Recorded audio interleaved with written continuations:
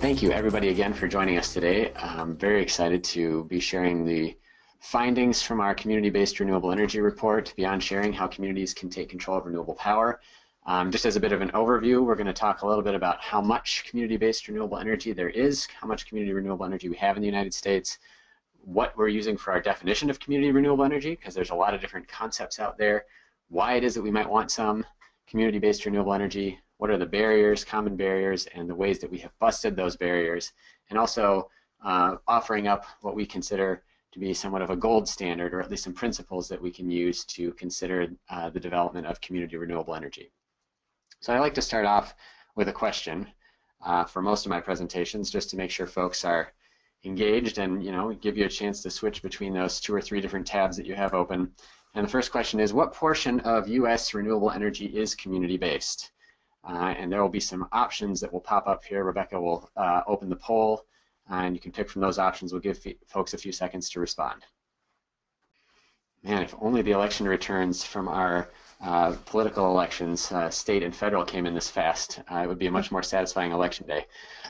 We've got about 80% turnout already, and as you may or may not be able to see, we've got about 47% with 1%, 20% with 3%, another 20% with 5%, and not too many folks thinking that we're higher than that. So you folks definitely have a good sense already. I split this between wind and solar power. It's about 3%, or a little less than 3% for wind power as community renewable energy, and about 1% for solar. It's actually very hard to keep track of this. Nobody is really tracking this in a very systematic way. For wind power, for example, some of the data is several years old now, and it also includes projects that are owned by rural electric cooperative utilities and municipal utilities, not just those that are owned by a community of interest, for example. With solar, we have better numbers, but it largely counts just those shared solar projects that have been developed under recent legislation, and may not include, in fact, some of the projects that we'll talk about as part of this presentation. But the big takeaway here is that community renewable energy is a pretty small fraction of the total amount of renewables that we have in our country to date. So let's talk a little bit about definitions, because I think it's really important as we approach this question of community renewable energy to understand what we're talking about. And I've divided that into 3 different pieces. I'm actually going to ask it, though, just my webinar window keeps popping up over my slides, and I'm not sure if it's something that's visible to other folks. If someone just wants to let me know in the chat window or not, whether or not that's showing. Okay, it looks good. Great. Just wanted to make sure that you all are able to see the entirety of the slides. So there's 3 different categories that we brought together as part of our analysis of what constitutes community renewable energy. The first one I'll address is in blue on your screen. There's the bubble for shared renewables. And that is really where most of the growth and innovation and excitement is around renewable energy. When I talk later about the growth in community renewables, this is pretty much where it's happening. And shared renewables is a space where the folks that are participating are not owners of the system. They don't have decision-making authority over where the projects are developed or who they might hire to do the projects, for example. But they do have a share of the output from that facility. They're sharing the electricity that comes out of that facility and are able to have an economic benefit from it. Adjacent and overlapping with that is community ownership. And this is where, and I'll give some examples later, a community of interest, maybe 30 to 50 people living within a city, will come together, pool their resources, and build and own a community renewable energy project, like a community solar or community wind project. They may not, in fact, share the electricity output from that project, although they can, and there's some examples that fit within that overlap. But it's largely distinct from that. It's more of community renewable energy as an investment than as a way to offset your electricity use on your electric bill.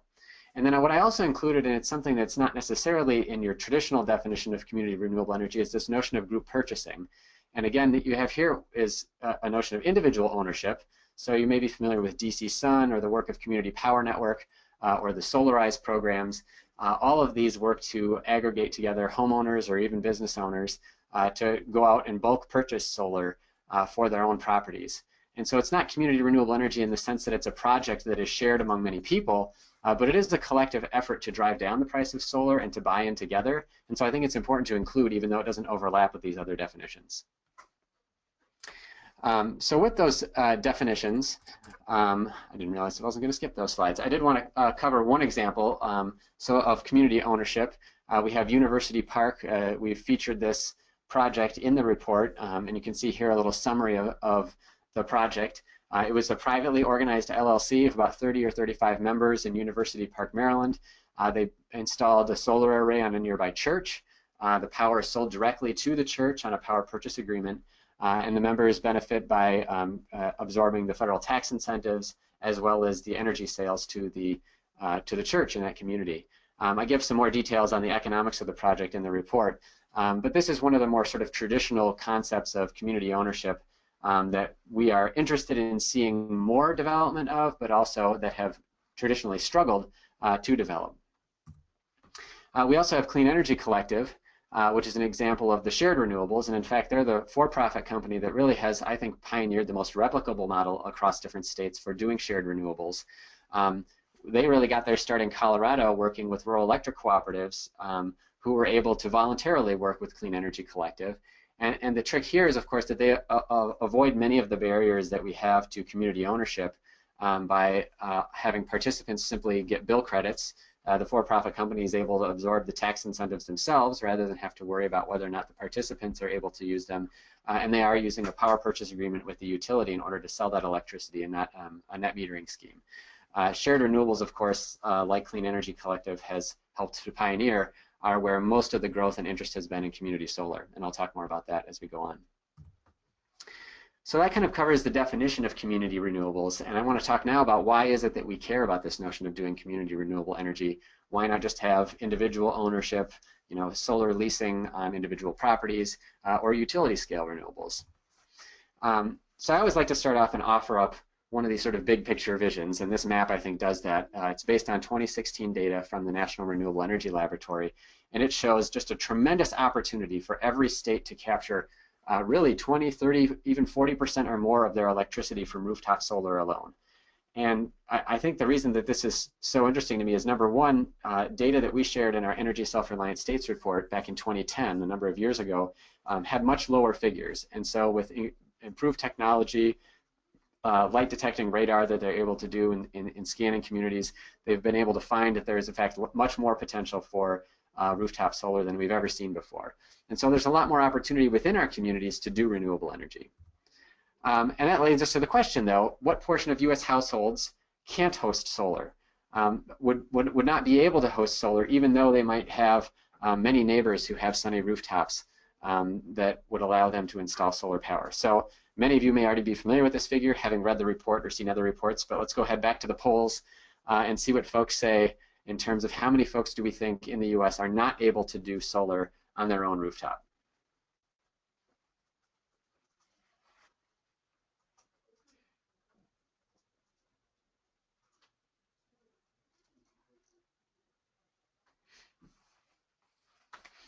Excellent. Well, we've got a 79% turnout again. We're leading the country in turnout in this election.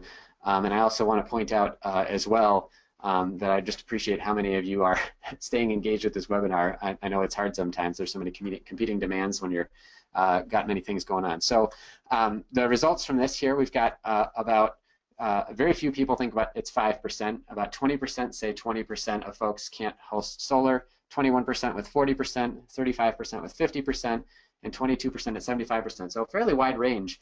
And to be fair, there are many different reports and resources out there covering this information. The one that we used was from a National Renewable Energy Laboratory report, and what they narrowed it down to was folks who don't have ownership rights to their rooftop, so either are in multifamily buildings or are renters, and also who have a sunny rooftop that has sufficient space. And I think their minimum requirement was enough space for about 1.5 kilowatts of traditional solar photovoltaics.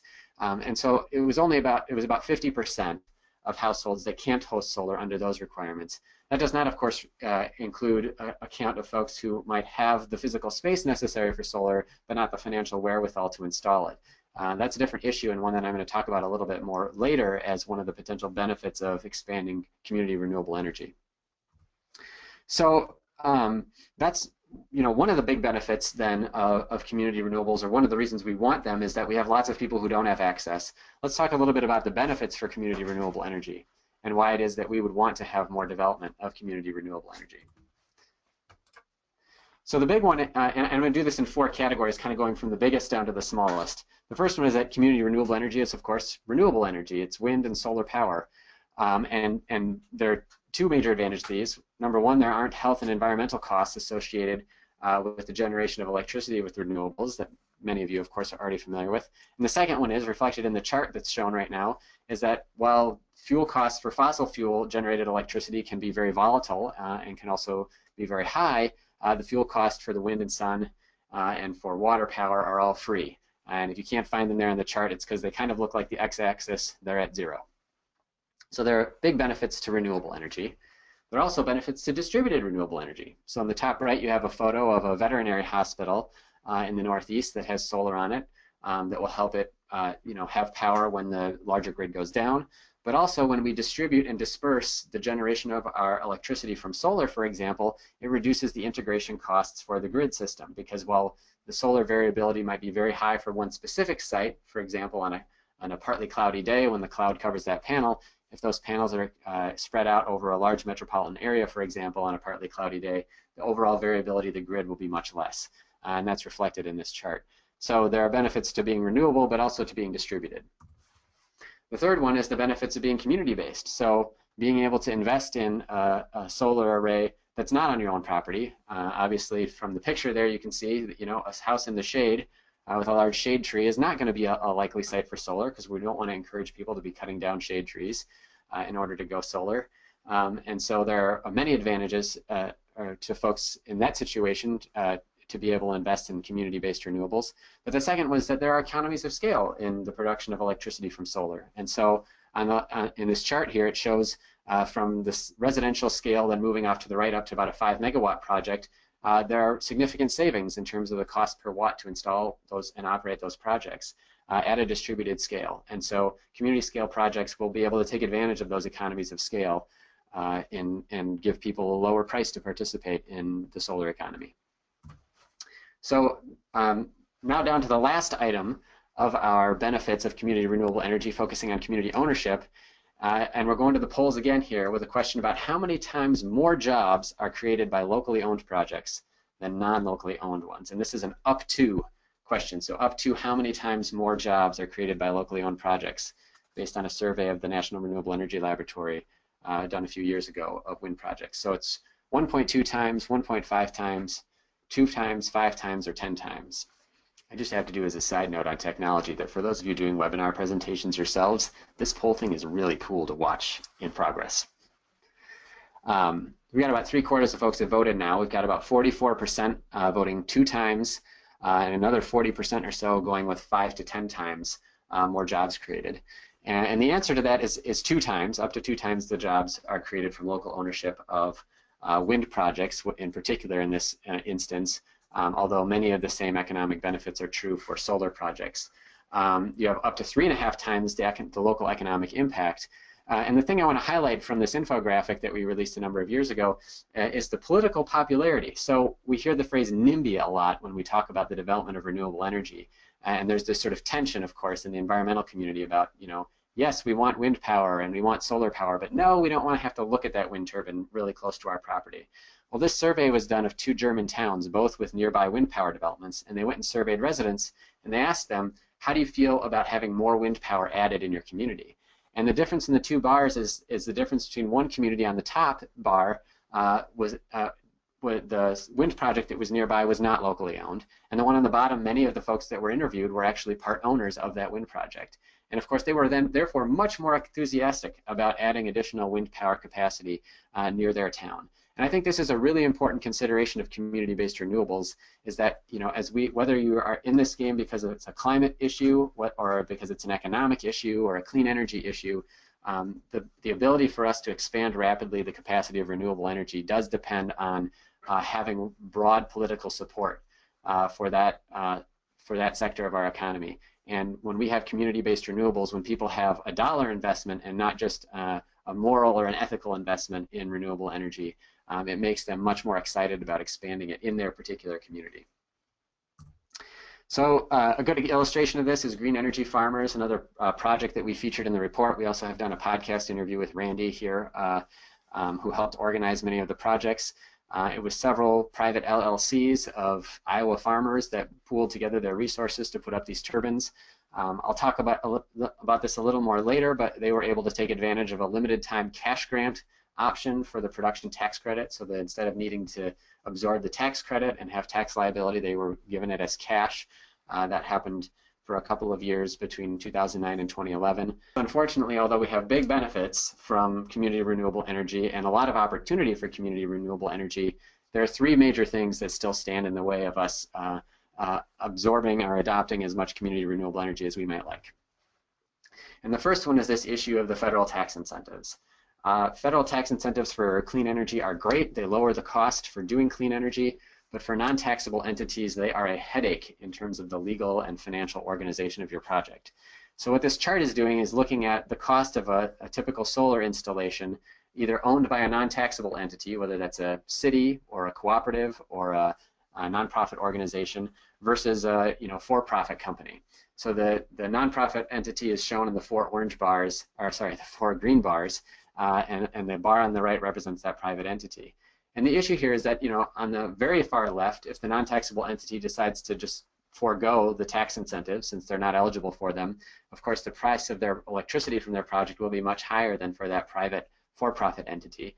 There are a number of ways, whether through a lease or a power purchase agreement, that nonprofit entity can get access to the incentives with a third-party partner. That partner, however, will take their share, and that's reflected in that transaction costs item. And so even though they will buy down the cost of the project somewhat, they will not be able to make it as cheap as that for-profit entity. And that's been a long-standing barrier, not only in terms of the economics of community-based renewable energy projects, but also in terms of the legal and financial hurdles in order to develop those projects. And it's one that I'll talk a little bit more about the solutions to in a minute. The second big piece is federal securities compliance costs. So especially after the financial crisis, there were new regulations developed in order to protect ordinary investors from the Bernie Madoffs and pyramid scheme operators of the world. And the way that they did this was to increase the amount of compliance requirements, whether that's filing audited financials or annual reporting to the federal government to register a security. I should back up for a second and say that a security is essentially a way when you say to folks, hey, we want to raise money to do something, maybe in this case a community-based renewable energy project, we want to raise $5 million, how much, and if you invest in this, you'll make a, say, 5% return over 5 years.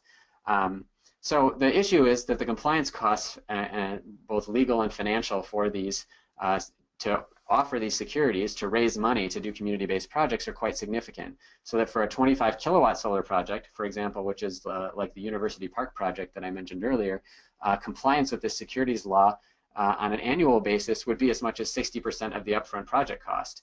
Even for a 1 megawatt project, you're still talking somewhere in the range of 10% of that upfront project cost on an annual basis to comply with federal securities law. Obviously, that was a major barrier to community renewable energy projects. I don't know that we've had any that have used federal securities regulation, and I'll talk in a little bit about some of the workarounds that have been used in order to avoid those compliance costs, but they remain a big issue for community renewable energy. So in addition to the tax incentives and the securities compliance costs, the last barrier is sharing output. So you have a community solar array, let's say it gets built, let's say it's on a church in your community, maybe it's on a parking lot of a park, and you want to be able to share the electricity among the different people who invested in that project or who subscribed to that project. Well, only 16 states have some sort of policy that allows you to do that unless the utility voluntarily allows them to do that. So utilities can usually make the choice to say, yes, you can do this. Most of them haven't, and in only 16 states do we have laws that compel utilities to offer this kind of program in one form or another. And so this is particularly important because sharing, as I'll talk about a little more later, is one of the big workarounds to the securities issue. And so the fact that only less than a third of states have policies in place that allow us to do that has remained one of the big barriers. So let's get to barrier busting. This is the exciting part. How are we solving these problems already, and what more do we need to do to solve them? And I'll do them in the same order that I presented the barriers and start with the tax incentives. So the easiest thing is the fact that the tax incentives, in fact, are going to be going away. In December, when Congress extended both the production tax credit for wind and the investment tax credit for solar, they included a phase-out provision. So by the 2020 for wind and by 2023 for solar, there will no longer be tax incentives from the federal government for renewable energy. So the playing field for solar and wind, or sorry, the playing field for taxable and non-taxable entities for community renewable energy and for-profit renewable energy is going to be leveled for the first time.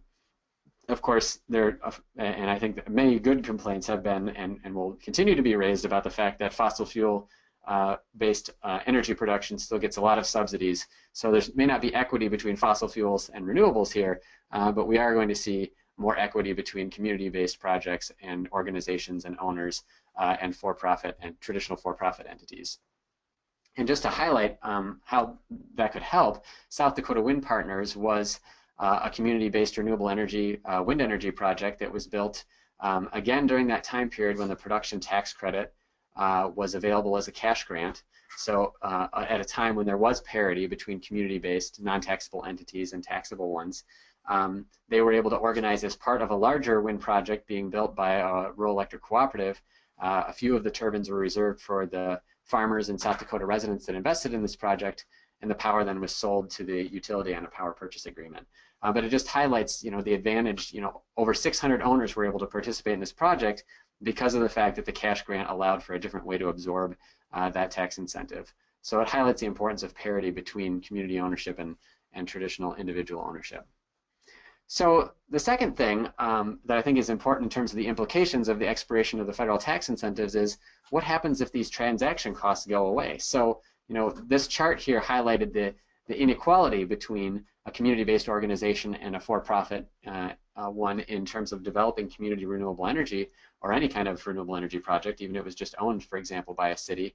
But if those transaction costs are no longer there, there might be some opportunities for different ways to lower the cost of renewable energy installations. And in fact, this is one of the things that a lot of folks who work on the finance for renewable energy are talking about. So your traditional tax equity financing, reflected in that previous slide, is able to absorb the federal tax credit. Some of that is held by that tax equity entity, so maybe that's a bank that wants to lower their tax liability that partners with a project. In order to share their revenue, though, because they are, sorry, not their revenue, in order to share their capital or the debt that they contribute to the project, they usually have a fairly high rate of return, maybe 10% or 15%, or in some cases, anecdotally, we've heard even higher.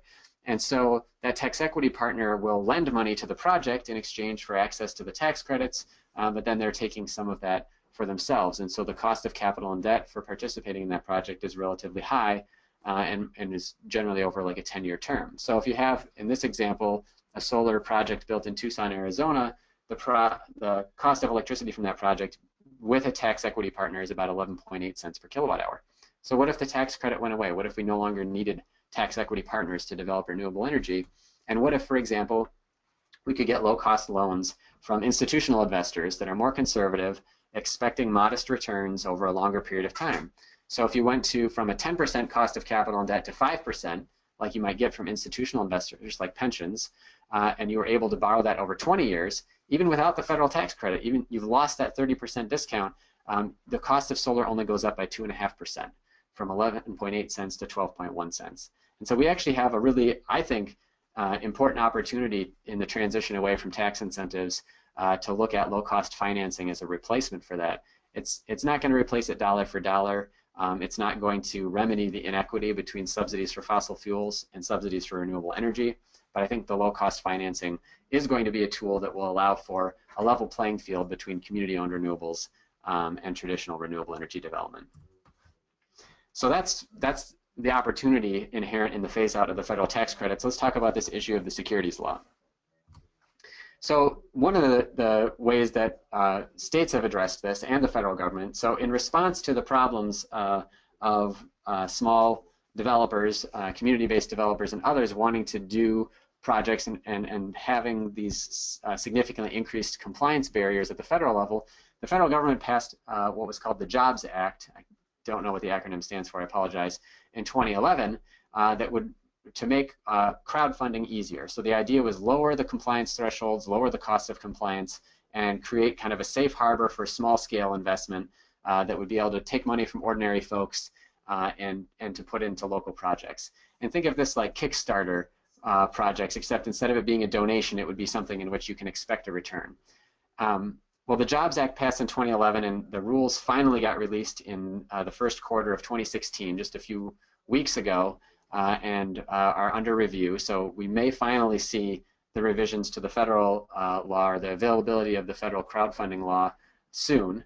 But in the meantime, a number of states, a couple dozen states, passed crowdfunding laws of their own in order to create this opportunity for development of smaller scale projects. And this was, these are not specific to renewable energy. They include retail businesses, food outlets, cooperatives, you name it, a lot of different opportunities for getting money from the crowd.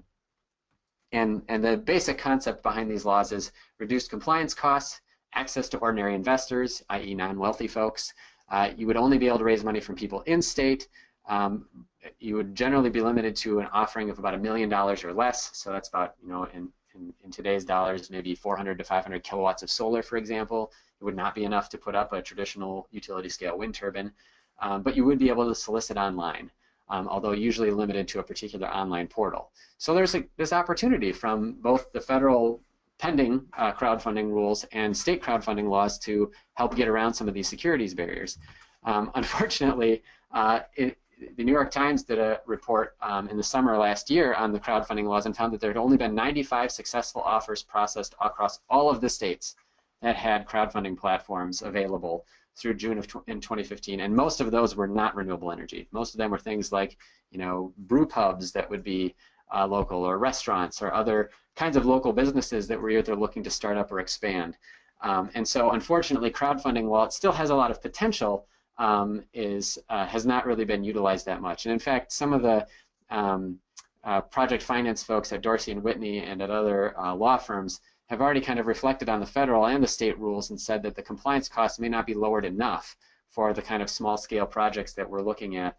So crowdfunding, although hopeful, may not be the answer. And that gets us to the last barrier-busting tool around this issue of electricity sharing. And this one's important, as I said before, because electricity sharing is already in and of itself a way that we can avoid the securities regulation. So this map here shows the development of community shared solar or projects across the United States, the little pins, and they're actually by the type of utility. And I think the key takeaway from this map is that a lot of utilities are jumping into this space without there being changes in state rules. So the red pins and the black pins are municipal and rural electric cooperative utilities that generally don't need to seek permission from the state in order to develop community-based renewable energy projects, or community shared solar, or community shared renewables. And so there have been a lot of different programs launched by these utility companies. I think I would call it dabbling in terms of the total capacity that's being considered under these programs, but a lot is happening in that space. And there's been a lot of innovation and testing out the waters. The second thing you'll see on the map then is some shaded in states that have passed policies. In Illinois, you have a policy that simply gives utilities the option to allow customers to do this, although I'm not aware that any utilities have offered that, taken up the state on that offer of that option. In the yellow, you have programs that are generally either limited to a certain technology, like solar, or maybe limited to particular customers, like maybe only municipal governments are allowed to use this virtual net metering to share electricity. And then in the green states, you have generally the more broadly ranging programs that will either cover multiple technologies or allow all customers to participate in this arrangement of sharing electricity from a common solar array or wind project. So what we've seen here is a fair amount of development, and in some of the states like Minnesota, where we have a community solar garden law, we're going to see a significant amount of development. They're projecting as much as 300 or even 400 megawatts of community solar projects to be developed in 2016 alone, which is going to have hundreds, if not thousands, of subscribers to those projects. So really a lot of success for this model of sharing electricity. And the key to it in this shared solar concept is, there's a solar array, like is shown in this picture. You and your neighbor can both, have a share of it, a number of panels in it. And the key to avoiding the securities law limitation and why shared solar is so important is that the only benefit you get is not a return on investment, it's a discount on your electric bill in the form of a bill credit. And because the transaction is of that nature, and that you're essentially, by participating, simply prepaying for your solar electricity, there's no securities law oversight of this, or nor does there need to be, because there's no promise of an investment return. There's just a promise that you'll get credits on your electric bill. In most of the cases, these projects are developed by third parties. It's either utility companies or for-profit entities that are able to capture the tax credits and then pass the savings through in terms of lowering the upfront cost for participation or even financing shares in the community solar projects. But sharing is required, so the only benefit that participants can get is this bill credit. And so we haven't yet seen very significant overlap between community ownership, where folks would be actually investors in a project, and the electricity sharing shared solar model. I have one example that I'll talk about a little bit more later. But shared solar is a big thing. First of all, when you look at some of the biggest news sites that cover energy issues over the past year, shared solar is popping up all the time. As I mentioned, the program in Minnesota will by itself quintuple or quadruple the amount of shared solar that is online nationwide by the end of this year. And there are a number of other programs in development, including in Maryland. I think there's one in Oregon that's also, the rules are being written, in a number of other states. Another possibility for advancing community renewable energy and getting around this electricity sharing problem is a policy adopted at the state level called community choice aggregation. So a state passes a law that would allow cities to aggregate their residential and small commercial customers and essentially go out on the market and buy energy in bulk for those customers. And municipalities can join together into larger aggregations, hence the term aggregation, and then they get to choose where the electricity supply comes from. So for example, if the incumbent utility offers a mix of 50% coal, 20% gas, 20% nuclear and 10% renewable, the community would now be able to go out on the market and say, actually, we want to buy a 50% renewable product, 30% gas, and 20% something else. They might also be able to set up rules to procure power locally. And in fact, in a couple of instances in the programs in California, we've seen aggregations in Marin County and Sonoma County having explicit provisions to buy power locally, in addition to buying a more renewable mix than the incumbent utility, Pacific Gas and Electric. A lot of these some of these aggregations then are also offering their customers a chance to pay a premium to get 100% renewable product. The caveat is that there hasn't been a lot of community choice aggregation done in the name of renewables. It's generally been done by municipalities in order to go out on the market and get contracts, unfortunately short-term, for lower cost power. In Illinois, for example, the state with the most participating cities, there was this year where there was sort of a bubble in gas prices from the incumbent utility, and many cities went to aggregation as a way to reduce those costs. We also, in many cases, see cities that are offering 100% renewable product, for example, buying renewable energy credits to do that, and not necessarily building new projects. And so there's a question about whether or not they're actually adding to the total mix in terms of renewable energy capacity. The last thing I want to mention in terms of this electricity sharing barrier is Community Power Network and the many other group purchasing programs I mentioned earlier. There is no electricity sharing under this model. It's just people buying solar for their individual homes and then using net metering to reduce their own energy consumption. But I think the community nature of it and the collective participation together in bulk purchasing does mean that it is a useful tool, especially given that map I showed earlier of how much potential we have to serve our own electric needs on a state-by-state basis with rooftop solar. So is there a gold standard for community renewable energy? We take a stab at it here and are certainly open to conversation. There are 4 things that we have as part of our principles for community renewable energy. 1 is tangible benefits, and we specifically mean economic benefits. 2 is flexibility in the opportunities for ownership, so it's not just a utility-owned program, but it can be third-party or nonprofit. That they be additive, they're increasing renewables, an issue I just mentioned on the community choice aggregation front, and that there's access to everyone, not just in terms of people who either have a sunny rooftop or don't, but that folks who may not have the financial wherewithal to put solar on their property have a way through community renewable energy to do so. So that comes to our last question, actually, and it addresses this first issue of economic benefits from community renewable energy, and that's which pays better. Is it better? Are you better off if you have a sunny rooftop putting solar on your own roof, or are you better off subscribing in a shared solar program? So let's go to the polls and see what people have to say. We've got about 3/4 turnout here, and a split of about 60-40, with 60% thinking shared solar subscriptions and 40% individual solar ownership. The good news is you're all right. Because in an analysis that we did for this report, we looked at shared solar subscriptions compared to individual ownership in a number of different places in 6 different states, and it really depends on the program design. You might have Clean Energy Collective's project in Colorado with a return, several times higher than individual ownership. The same true of municipal utility programs in both Wisconsin and Kentucky. On the other hand, you might have shared solar subscription options in Minnesota, a utility essentially roof rental program by Tucson Electric Power in Arizona, or in Orlando, Florida, where in fact individual ownership is better. I would love at some point to have a comprehensive analysis of this. The trouble being, of course, that in competitive markets like Minnesota, there are lots of different offerings.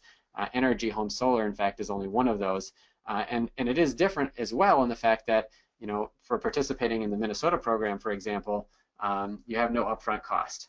I should also say that asterisk ought to highlight the fact that we have more conservative assumptions about the long-term increase in electricity prices from utilities when we make these calculations.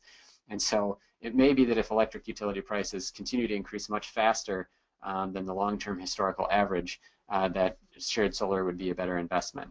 So I think the warning here is buyer beware. It's always good to read the fine print, always good to understand the assumptions. There's no guarantee that individual ownership or subscription is better off without looking into the details. And I think, so that's that issue of tangible economic benefits. We want to see benefits that are at least as good as folks investing individually, or close to that, given that we are having a lower risk. The second thing around the issue of choice, this is a crude attempt to simply show the depth and breadth of styles of community renewable energy participation, from crowdfunding platforms like Mosaic was doing a couple years ago, to community choice aggregation, to the Solarized programs. We need to have all of those options on the table, all of those different ways that people can participate, not only within community renewable energy programs like shared solar gardens, but also in terms of a wide array of choices for customers. And then in terms of access, one tool that we have available, and is one that we've been talking more about in Minnesota, is this notion of on-bill repayment. And there are basically 3 simple steps. The idea is that if you want to finance energy efficiency, renewable energy, or even a share in a shared renewables project, that you'd be able to sign on a line to do that, have a line item added to your bill to pay for that. It shows up on your utility bill. And the goal is that we can structure as many of these programs as possible so that that marginal cost that you've added to your bill is less than your energy savings. Maybe not as high as $10 a month, but that over time that there are some substantial savings.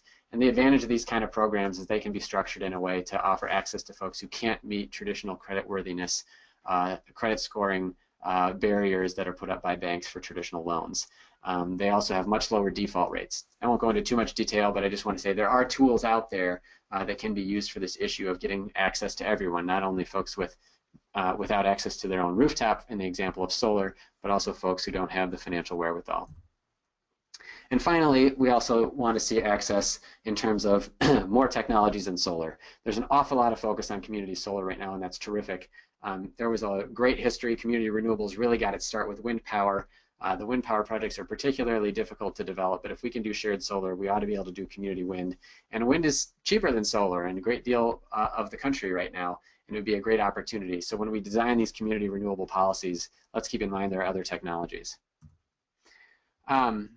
I just want to bring us back to this chart really quickly in terms of the overlapping definitions of community renewables. I filled in some examples many of which I've talked throughout this presentation, so I won't review them all. I did want to highlight in that overlap between community-owned and shared solar, there's a couple of interesting ones.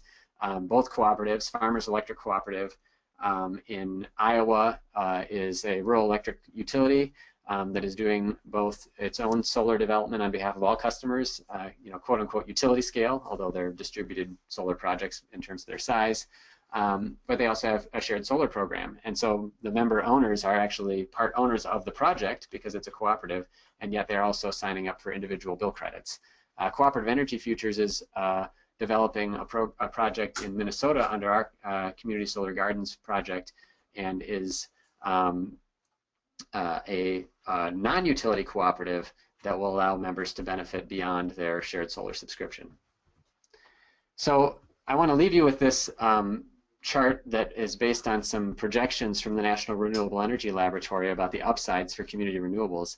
It's almost entirely focused on shared solar, and it's really remarkable. They're showing as much as 10,000 megawatts, 10 gigawatts of shared solar could be developed over the next 5 years. So this is an area of intense growth and a really good place to be involved right now in thinking about the principles and the rules that we're going to follow. I want to leave you with this graphic, which explains a little bit about what we do at the Energy Democracy Initiative at ILSR, that in our pursuit of our 100% renewable local economy, that we focus on issues of local ownership and human scale, and also democratic authority, and that we have 3 ways that we do this, and all of them are present to some extent in this webinar that we illustrate this vision. We provide tools to communities to pursue that vision, and we help change the rules to make it easier to reach that long-term goal. So I thank you very much for your participation. I hope that folks have been putting in questions. I haven't been following it. I've actually got a few questions folks emailed ahead of time, but would invite you to both download the full report for all of the details, but also check out the podcast that we did for this report. There were 2 new ones that we recorded and several more that we recorded with some of the project owners of these community renewable projects many years ago. So do please check those out. Again, you can get on our email list to get notifications of all of the new stuff that we have that comes out, but also we'll be able to get a recording of this webinar. Thank you so much.